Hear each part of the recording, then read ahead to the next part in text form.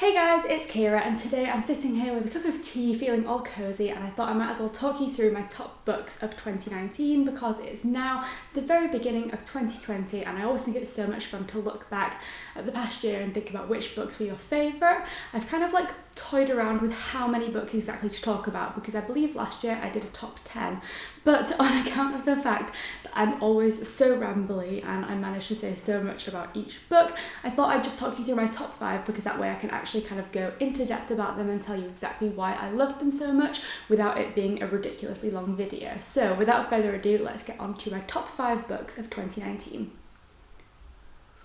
So aside from the top 2 books, which I just couldn't decide between, I'm just going to talk you through the rest of them in chronological order because I did really enjoy all of them so much. So the first one I'm going to talk about is Strange the Dreamer by Lani Taylor, which I believe I read in February of this year. Now for me, Strange the Dreamer was probably my first proper look into a fantasy style novel because typically I'd not really read much fantasy until then, but I'd heard such good reviews of this book and so I decided to just go for it and give it a read, and I'm honestly so glad that I did because this book was even better than I could have expected. So if you're not familiar with the story of this book, we basically follow a character called Laszlo Strange, who is seen as a bit of a strange individual by the people in his sort of community. He's an orphan and he ends up working in a library and he's just kind of seen as a little bit of an outcast and he doesn't really have that many friends, but he is absolutely obsessed with an ancient city called Weep, which is basically considered to be a lost city that is,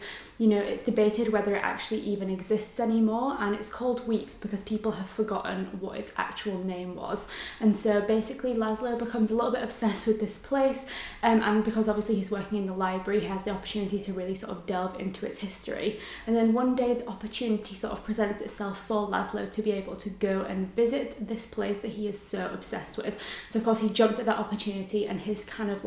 adventure and life really kicks off from there, because rather than being seen as this outcast who doesn't really have much to offer for the world, these new people that he sort of interacts with start to actually see him as a valuable person, and so he has this opportunity to try and sort of make something of his life as well as pursue this thing that he's become so interested in. Now Laszlo in and of himself is an incredible character and I really loved following his journey, but one of the things that I also enjoyed so much about this book is that it is a dual narrative story. So as well as seeing the story of Laszlo, we also follow another character called Sarai, who is someone who's based in this ancient city of Weep. So it's really interesting to have this perspective of someone who is from the place and then of also someone who is sort of coming to the place for the first time. But what connects both of the characters is that they are both kind of outsiders who are really sort of struggling to find their way to fit in this society, which I think is really interesting, and the way that these two characters sort of continually connect, not necessarily physically but just through their sort of parallel stories, is something that I really enjoyed.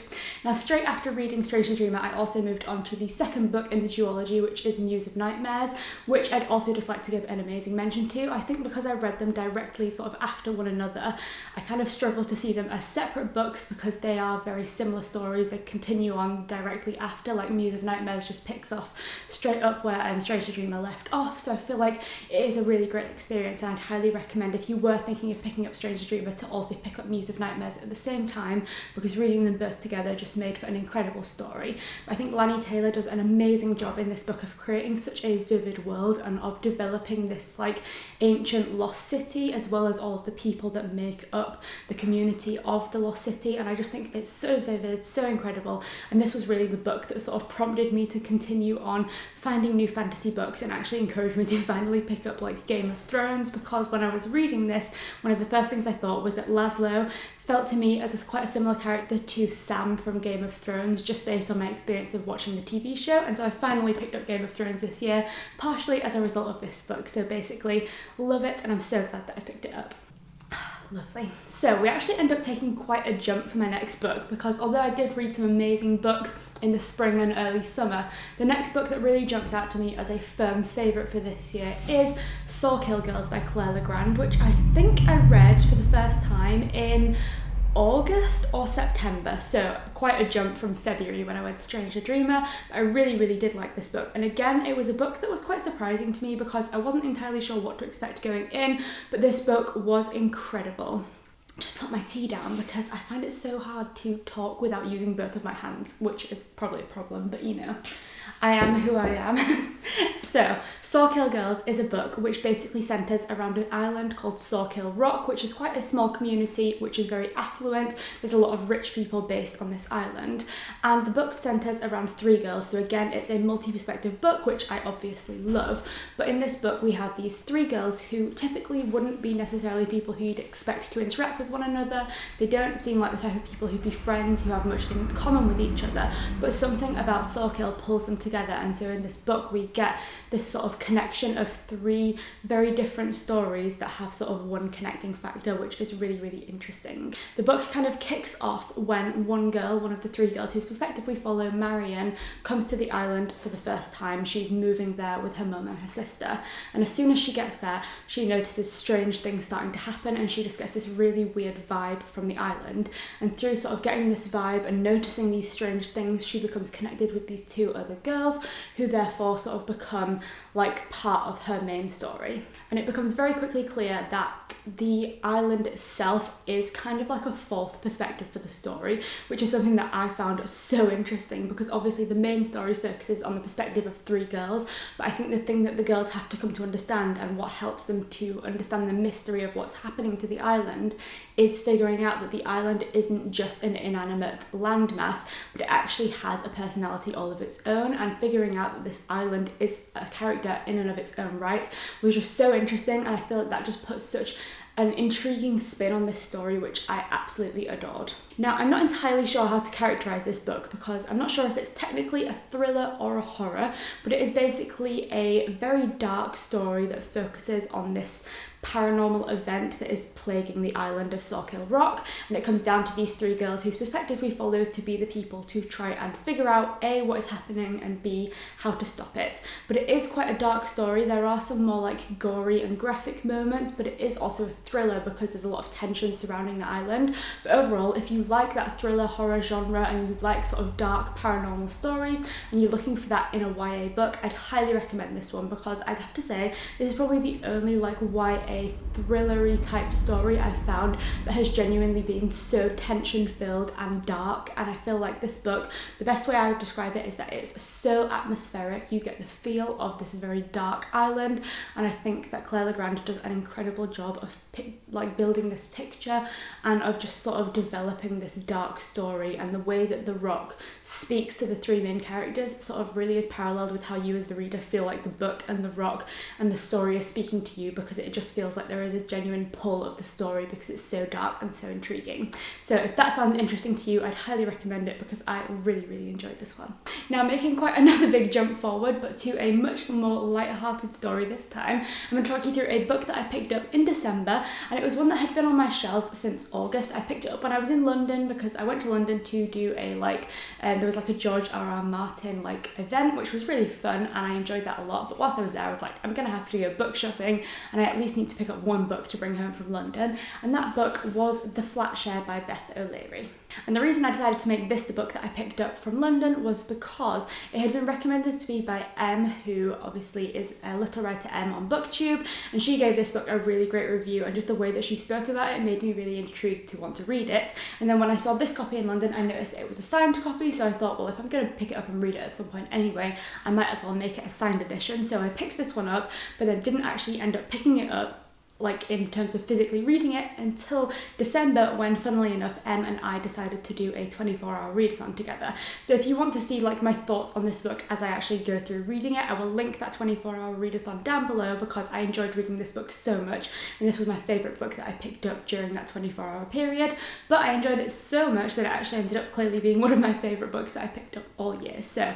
high praise for this one, because it was just a really enjoyable read. I'd have to say romance is probably one of the genres that I read or find myself looking at the least often. Not for any particular reason, it's just that they don't necessarily always grip me. Whereas when I read the synopsis of this book and heard Em's review it just kind of made me want to pick it up, because it basically sounds like a very unique take on the romance genre, because it centres around these 2 people, Tiffy and Leon, who share a flat together. But they not only share a flat, they also share a bed, and the reason they can do that is because they have very different schedules. So Tiffy works like a typical 9-to-5 job, whereas Leon is a like nurse who works a lot of night shifts and works away at the weekend, and so they basically share this flat without actually having met each other for the majority of the book, and the only way that they actually communicate with each other is through sort of like messages and quite often through notes that they leave each other around the flat. And it's really interesting to me to have like sort of followed the relationship throughout the novel, because you're getting both of their perspectives, which again clearly is something that I look for in my favourite books,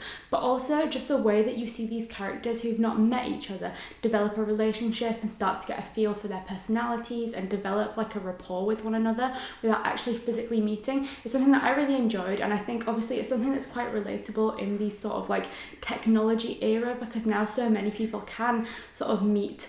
online and have sort of alternative forms of communication, whether that is like romantically or just in terms of making friendships. It's really interesting that that was sort of conveyed so well in this book, and that you could see the way that people can sort of get to know each other on a really sort of deep level without actually physically meeting. And I just really enjoyed the way that the relationship developed in such an alternative way that seemed so different to any other kind of romance book I'd come across before. Now, being that this is a romance book, it's pretty obvious where the book ends up going, and I knew where the book was going to end up when I went into it, but because of the way that it was such a unique narrative style and the way that you got these like different perspectives and you saw the relationship develop right throughout the book, the fact that I knew where it was going to end up didn't detract from my enjoyment of the book at all. And I think if you're interested in the romance genre in general, you kind of know typically what to expect from a romance book, and you kind of can predict how they're going to end, but that doesn't mean that they can't be enjoyable. And this was exactly what I wanted when I went into this in that 24-hour readathon, because it was just fun, light-hearted, and a unique perspective on a romance book, which I absolutely loved. So I'm definitely going to be reading more of Beth O'Leary's books in the future,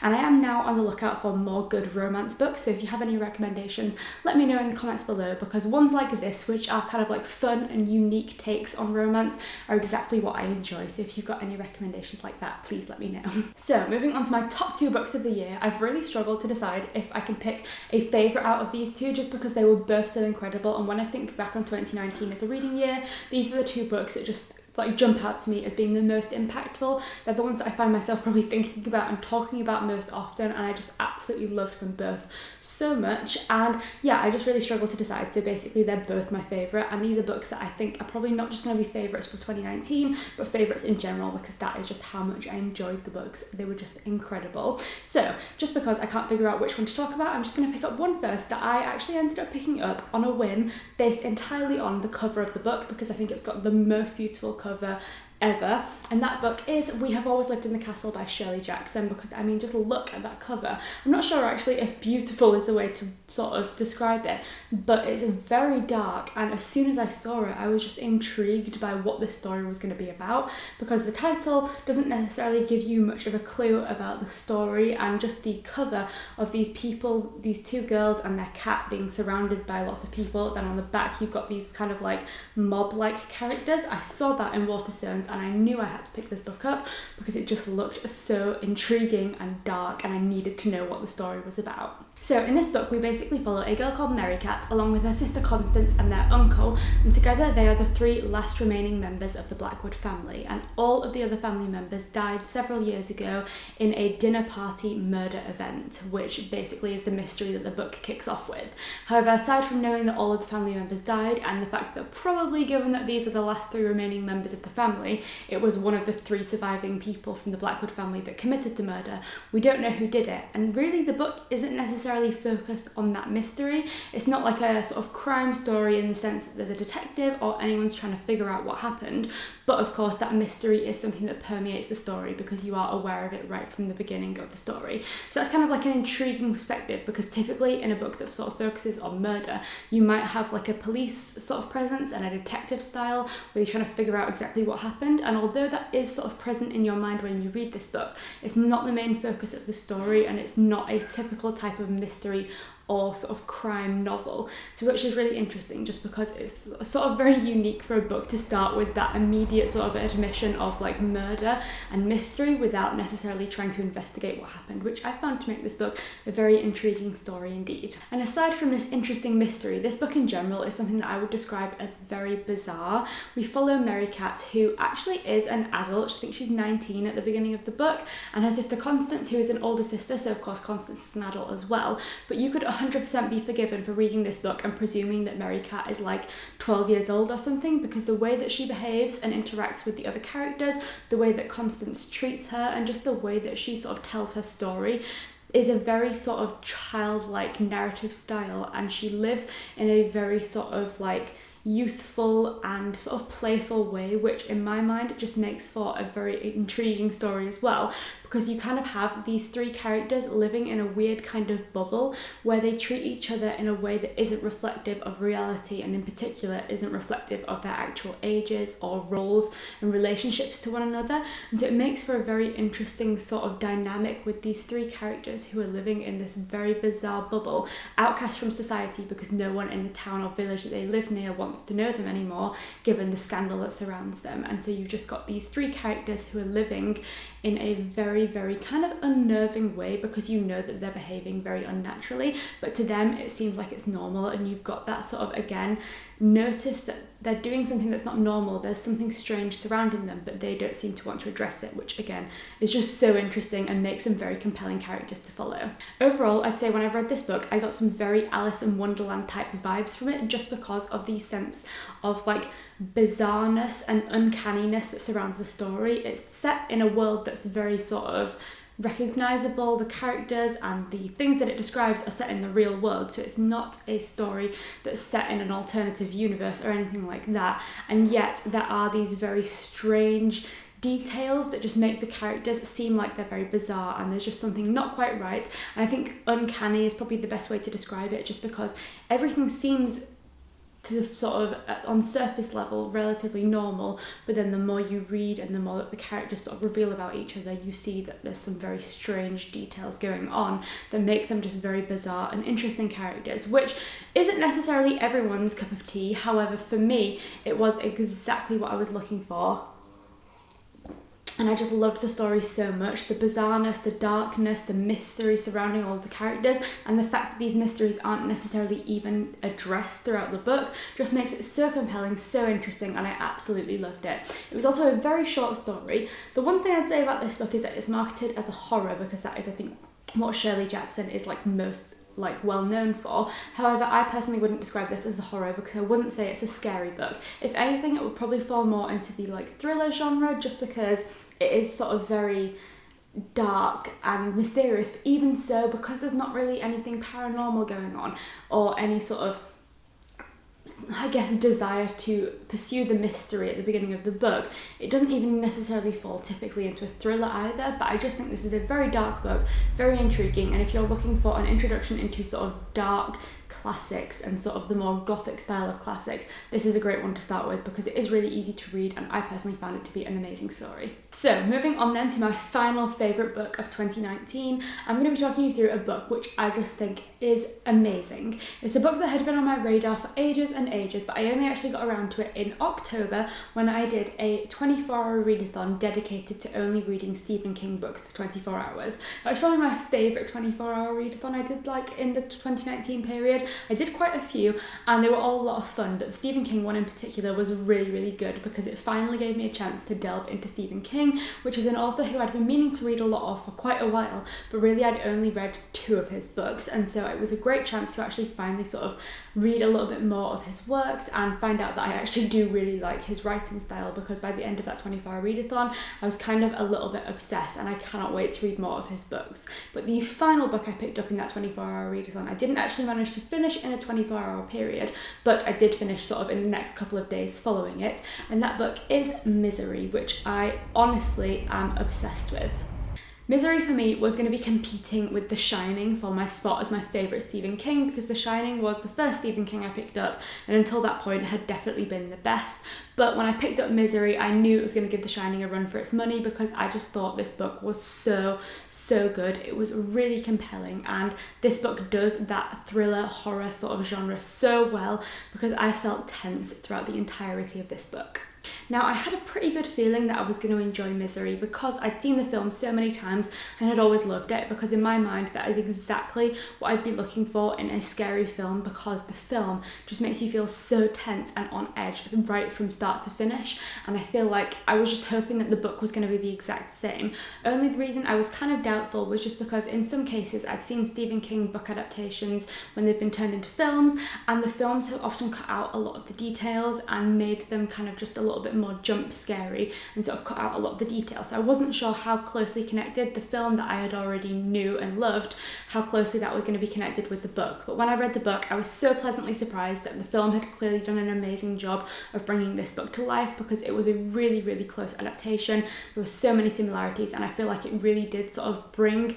the sort of mood and themes of the book to life on screen so well. So when I read the book, it was basically an exact replica of the film. Well, technically the film is the replica, but obviously because I came to it having watched the film first, it felt like I was just reading a version of the film that was in book format, which is exactly what I wanted, so I was so pleased when I started reading this. So if you're not familiar with the story of Misery, it basically follows an author called Paul Sheldon, who is a famous author, and he's just finished up writing his next book. Now, he's got kind of like a tradition where he goes out to the Colorado mountains to write his books, and then doesn't actually print or make any like spare copies of the books or do anything with them until he's absolutely happy with it. Then once he's done, he'll send it off to his sort of agent and publisher. So at the beginning of this book, Paul has just finished up a new manuscript and he's on his way to go and sort of mail it off to his publishers. But he leaves in the middle of a snowstorm in the Colorado mountains and immediately gets into some trouble and finds himself in a car accident. Now, Paul is basically going to be sort of left for dead until a woman called Annie Wilkes manages to find him and rescue him from his car. Now, the plot sort of begins when you figure out that Annie is Paul's #1 fan, and she also happens to be a nurse. So rather than taking Paul to hospital like any sort of normal person might have, Annie takes him to her house and decides to nurse him back to health there, only she doesn't tell anyone else that she has him. And so Paul is kind of like a missing person, and Annie is the only person that knows of his whereabouts or even the fact that he's still alive. So Annie basically becomes his like sole caregiver, and in that we have this very interesting relationship of a captor and a captive, in the sense that Annie is basically this puppet master who has all the control, and she manages to, I guess, sort of use her powers of manipulation in order to create this story that she thinks is going to be an ideal situation. She basically has all of these sort of caregiving rights to Paul. She is the person that has the power to nurse him back to health, and also the person that has the power to sort of bring him back down and to sort of humble him and make him aware of how much power she has. And in her mind, what could be a better situation than having that entire sort of amount of control over the person who she has always idolized, because in that control she also then has the power to make Paul do what she wants to do, which of course happens to be that she wants to make him write the stories that she envisions the characters should go on, and the characters that she's sort of grown to love and view as sort of their own creatures and people and view as something that is entirely real. She has this connection to them, but she knows that Paul is the only person that has the power to bring them to life in a way that she can connect with, and so therefore she uses that power of manipulation in order to make sure that Paul does what she wants him to do with the characters. Now, naturally, obviously, you can understand how in the mind of someone who's clearly unhinged, as Annie is, that seems like an ideal situation. She has this connection with Paul that no one else has, and therefore she also has this sense of power and control over him that no one else has. And yet, as the book sort of develops, it makes it very clear that she basically doesn't have this ideal situation, because although it seems ideal, Paul obviously develops in his health as the book goes on and becomes less and less reliant on her for the things that he needs, and therefore she has to find other ways to make him reliant on her, and the book becomes less and less ideal, and therefore you see both characters going to sort of bigger and bigger lengths to protect themselves and to sort of preserve their own self-interest, which I think is really interesting. And in fact, that's the thing that I enjoy most about this book, and the thing that I think makes it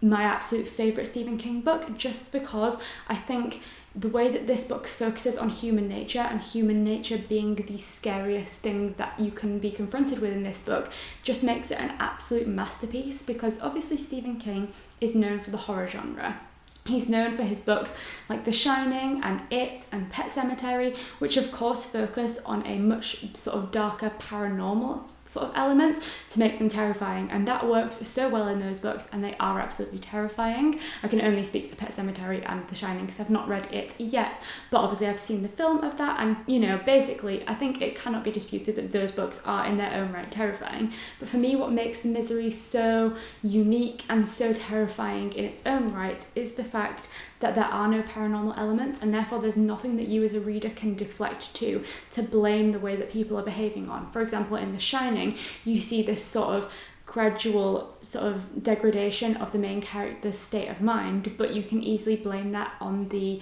paranormal things that are happening around him, whereas in Misery there's none of that to sort of deflect to, and therefore there's no excuses for behaviour. And basically, you as a reader are confronted with the fact that these people are behaving in a way that only their own natures can account for. And so basically you're confronted with this darker side of human nature that really sort of focuses on the lengths people will go to for their own self-interest, the way that they'll treat people and the things that they will do in order to sort of meet their own needs and their own best interests. And when these things don't go to plan, the way that they will then act in order to sort of preserve themselves, and the way that they will behave in order to sort of protect their own well-being, which I think is really interesting because it really sort of delves into a more sort of innate selfishness that's in people, and the way that when that isn't necessarily harnessed in the right way, that can lead to some very, very dark events, as it does in this book. And I think that's a very confronting sort of style in this book. It's very confronting, particularly because you are for the most part just looking at two characters. It's a very small cast of characters in this book, which again sort of adds to that claustrophobia and the sort of tension that make this such an incredible and compelling book, which I just think is amazing. So although I love some of Stephen King's other books, this one really stands out to me as a really unique book, and one that was terrifying, compelling, and just absolutely incredible all the way through. So there we have it. I finished up with my cup of tea and also talked you through all of my favourite books of 2019. So let me know in the comments below whether you've read any of the books that I talked about and what you thought of them, if you had different thoughts, or if, like me, you agree that they are absolutely incredible books. Or if you haven't picked up any of these books and you'd just like to tell me about any of the other books you've read, let me know what your favourite book of 2019 was, because I'm always on the lookout for great recommendations. Thanks for watching. I'll see you next time.